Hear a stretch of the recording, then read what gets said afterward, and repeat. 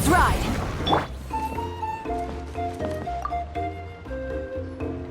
Huni, what were you thinking going out by yourself? Don't you know how dangerous it is? It's okay. Toba helped me. And we met some kind strangers who helped us, and... Kind strangers? What made you so sure they were so kind, hmm? I suppose they had kind stranger written on their foreheads. Yeah, actually, they did. In big, bold letters. Don't talk back to me. The Mountain King problem still hasn't been solved. What would I do if I lost you, too? No dinner for you tonight. They were good people, Dad. Dinner or no dinner. Hello again, Huni. It's Miss Paimon and Miss Traveler. Dad, it's them. They're the ones who helped me. And I promised we'd take care of them if they came to visit. Oh. So you're the kind strangers. Well, I'm Trinidad. Apparently you helped my daughter today. So if there's anything you need, just ask. As an elder of the Scions of the Canopy, I've got some influence around here. Now, I trust that you're sensible people who know better than to take advantage of their host's generosity. Yep, just helping a neighbor. We're not looking for anything in return. Oh? Well, let's hope so. Dad, please! They're not bad people! They've eaten at the same table with Kanich before! Be nice to them! Kanich? Wait. I heard that two mysterious travelers from afar helped the Pyro Archon to solve the crisis our nation was facing. Are they? And Paimon's the other! I do apologize. A lot's been going on in our tribe lately, and I suppose the pressure must be getting to me. I can't believe I was so rude to you. I feel ashamed. We got off on the wrong foot.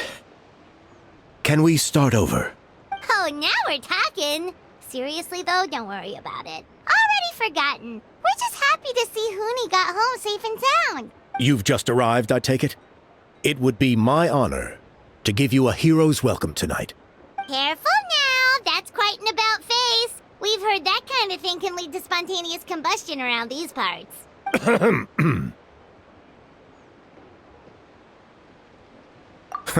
My dear traveler, you are very perceptive indeed.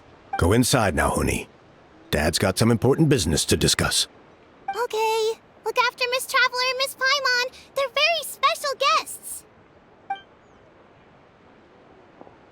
Well, we'll hear you out, but we can't make any promises that we'll be able to help. This is a matter of utmost importance. Please allow me to explain. For many years, our tribe has celebrated the Turnfire Night. It is a traditional ceremony among the Scions of the Canopy, in which we remember our ancestor, Burkina, and his companion, Kangamato, the Mountain King. Burkina was a hero who bore the ancient name Malipo, and Kangamato was a powerful Yunkasaur warrior. Together, they fought against the Abyss. They were victorious, but it came at a great cost. Burkina paid with his life. The Mountain King survived, but was contaminated by the Abyss, and he remains in hibernation to this day. Normally, Yunkasaurs never live longer than a century. It's possible that the abyssal power is responsible for his unnaturally long lifespan. That's right. The Mountain King is a living symbol of our glory, but even this glory comes at a price. The abyssal power inside him is highly sensitive, and when it is disturbed, he awakens and flies into a blind rage, attacking anything that moves. So besides the ceremony, another important part of Turnfire Night each year is cleansing the abyssal power inside the Mountain King, so that he will remain sound asleep. Even though you helped us to solve the Abyss crisis, the destabilizing effects of the disaster have made it increasingly difficult to keep the Mountain King in hibernation. Only 5 months have passed since the last Turnfire Night, and he's already showing signs of instability. Has he woken up again? He has. We managed to contain the situation by performing a makeshift ceremony right away. But it was a close call. He could reawaken at any moment. Also, he attacked and wounded my companion, Nana, during the ceremony. She became contaminated by the Abyss as a result. We heard. Such a tragedy. We're really sorry for your loss. Yes. And Nana wasn't the first. Anyway, right now, we're preparing for an exceptional Turnfire Night ceremony. And we need to find a suitable flame bearer. From what I've heard about your adventures, I believe you'd be perfect for the role. Of course. Plus, he's a bona fide hero, who's inherited the Malipo name. Oh, you mean Kinich? Yes, he's the one. A hero worth his weight in gold. And unfortunately for us, he's all too aware of that. No prizes for guessing what he said when I asked him to host a Turnfire Night outside of the annual schedule. An exceptional ceremony? I'll have to charge an exceptional price. I'm not the one to usually talk about people behind their backs, but I'm convinced the Y-Up got hit on the head and took a wrong turn the day it chose to give that ancient name to him. Have you ever heard of a hero whose mantra is, "What's your asking price?" Oh, and don't get me started on that insufferable How he hangs around with. Thinks he's God's gift to mankind. Pompous. Yeah, Paimon has to agree on that last part. Anyway, the fact is, the ceremony can just as easily be done without him, as long as we find someone else. And besides, you two seem like much better candidates. Wonderful! I can't thank you enough. Oni was right about you. You have kindness in your hearts. Come with me to the other side of the mountain. I'll bring you up to speed on each step of the ceremony. As experienced warriors, I'm sure you'll pick it up in no time.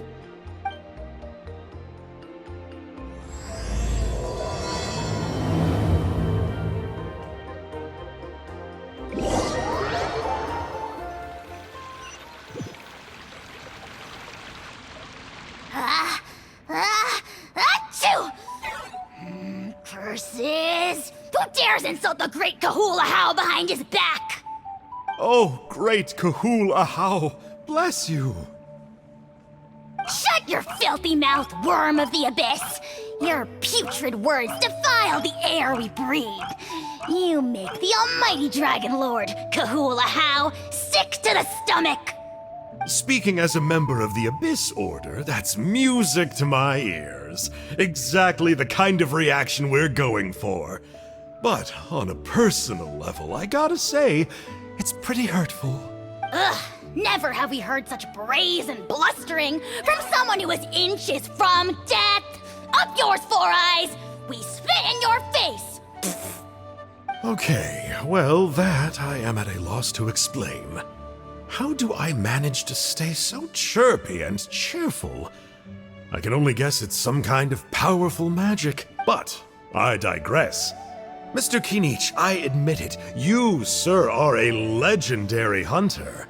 Still, the only reason you caught me is that I was reluctant to run away. You see, I'm very interested in the lore of your tribe. Okay. Is that it? Kay? Aren't you intrigued to know what it is about you guys that prompted a visit from the Abyss? It's the extreme sports! The other day, I narrowly avoided getting hit by a very brave soul who just leaped off a cliff. I think you call it bungee jumping? Anyway, I was very impressed. That is what I call embracing the spirit of adventure. Look, I even did a painting inspired by the bravery and freedom of the Scions of the Canopy. You scum-sucking swine! I swear, if you go bungee jumping, it'll be without a rope! Head first off the tallest cliff, with a band of hunters on your tail, and nowhere left to run, and a bottomless cesspit waiting for you on the ground. You say that, but I get the sense that Mr. Kinich isn't planning to take my life right now. On top of that, I'm tired of spying on you from afar. So why don't we just negotiate a comfortable operating distance that works for both of us? I've heard that the most important thing in human relationships is to respect each other's boundaries. What do you say, Mr. Kinich? Or you could tell me what it is you're really after. What? And then I'll name my price.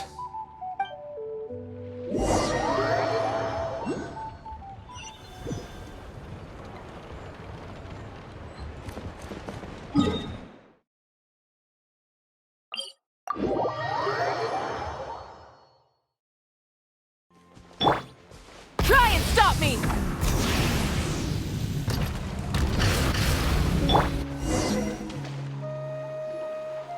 There's still some residual abyss contamination. No surprises here. No doubt that explains the Mountain King's recent activity. See those torches over there? Those are sacred flame offshoots that we requested from the Stadium of the Sacred Flame. They contain the power of the Pyro Archon. Are you saying that the sacred flame and the turnfire are the same thing? For ceremonial purposes, at least. Sending someone to the Night Kingdom to retrieve the legendary turnfire isn't exactly an option. More to the point, though, the sacred flame is able to burn away abyssal filth. So that's why we use it in the ceremony. Gotcha! So basically, we just need to clean up the filth with the sacred flame. That's one part of it, yes. But the complete ceremony is a bit more complicated than that. First, the flame bearer must collect a kindling of the sacred flame from the starting point.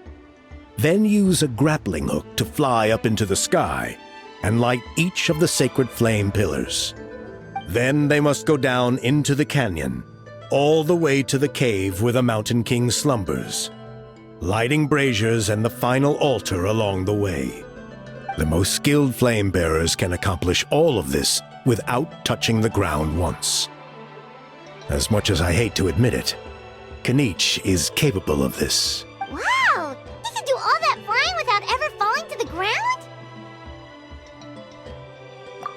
Well, of course Paimon can. It'd be much harder for you guys. Ha! Well, don't worry. It's not a requirement of the ceremony. You're allowed to touch the ground. The only thing you're not allowed to do is turn back. The flame bearer must always keep moving forward. You can't skip a pillar, then come back to it after lighting the next one. To do so would be to disrespect our ancestors. So, what actually happens if you do turn back? Surely the fires don't just go out. Well, if you're not careful, you might get burned. What about today then? Does the same rule apply? Oh no, don't worry. Today is just a practice. The order doesn't matter. You just need to take the sacred flame, cleanse the filth, then go light all the braziers. Are you ready? I'll repeat the key points again. Gather the kindling, cleanse the filth, and light all the braziers. I'll wait for you at the end.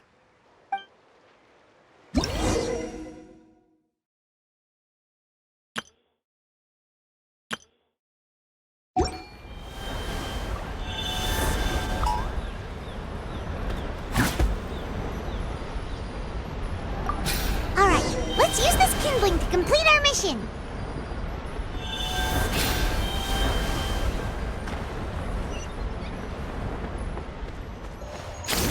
There's abyssal filth over there! Let's burn it away with the sacred flame!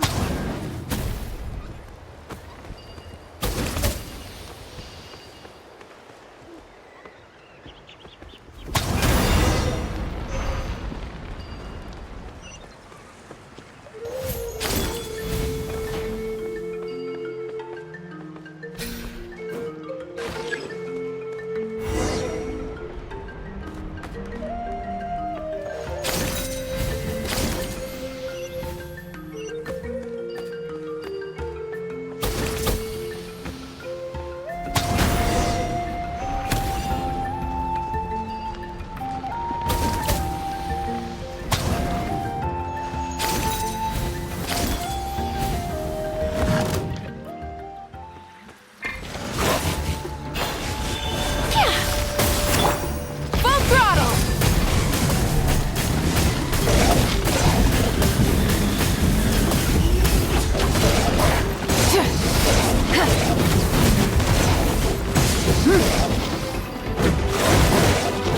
Cut to the chase.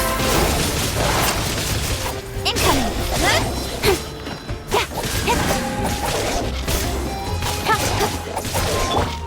Light it up!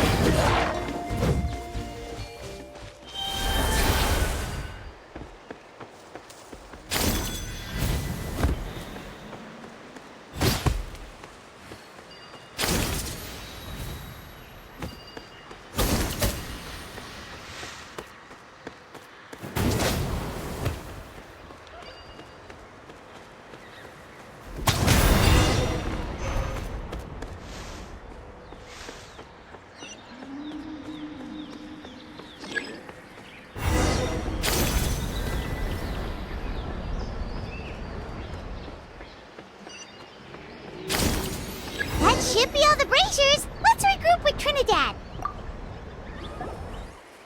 I knew I was right about you. You have outperformed all of our previous candidates. If there was an ancient name for outstanding flame bearers, I'm sure the Wyab would consider you for the honor. Yeah, although it would probably take Paimon quite a bit longer. All right. Now there's still a few days left until the ceremony. I should get back so I can inform the chief and the other elders that I have found the flame bearer we need. Oh, you mean they've still got to sign off on it? Some of them are still hoping we can come to an agreement with Canich. But that's only because they haven't seen you in action. Still, I'm the one responsible for securing a flame bearer. And my recommendation is you. Just for Paimon's own peace of mind, are you sure it's not going to be a problem having Outlanders take on such an important role in your ceremony? See that place over there? There was a time long before the age of Burkina and the Mountain King, when we Scions of the Canopy called that our home. After a period of upheaval, our ancestors were forced to move away. Now it has become a place where our youths go to develop courage and kindle a spirit of adventure. If we fail to keep the threat posed by the Mountain King at bay, it might not be long before we have to move again. And so to answer your question, I think everyone will agree that you are the right choice. Fair enough. Desperate times call for desperate measures. I'll need you to drop by my place at some point before the ceremony, if that's all right. There are still a few final details that we need to discuss. Okay, see you later then. You have my gratitude. We've helped out with a lot of other local festivals before, but this one feels a little different.